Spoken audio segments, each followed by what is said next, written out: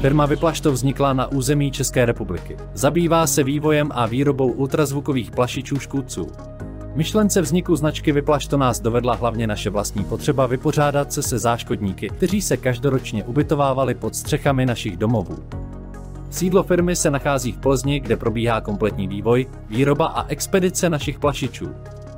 Aby byly plašičky Vyplašto špičkou na trhu, rozhodli jsme se na jejich vývoji spolupracovat s experty ze Západočeské univerzity v Plzni. Díky tomu se nám podařilo najít optimální technologické řešení, které dbá na vysokou efektivitu produktu i vaši maximální možnou bezpečnost, a to i bez kompromisu na design. Naše plašiče jsou řízené mikroprocesorem a využívají speciální rezonanční zesilovač, který je 2x účinnější než zesilovače v běžných řešeních u konkurence. Díky tomu plašiče generují vysoký akustický výkon při minimální spotřebě elektrické energie.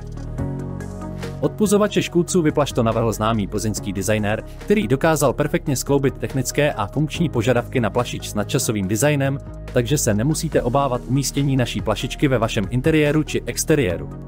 Kromě designu bylo také nutné zohlednit časté provozování plašiče v exteriéru, takže jsme zajistili dostatečnou odolnost proti prachu, vodě a vlhkosti. Chcete se zbavit kuny či jiného škůdce jednou provždy? Vyzkoušejte naše plašiče Vyplašto, abyste mohli v noci v klidu spát.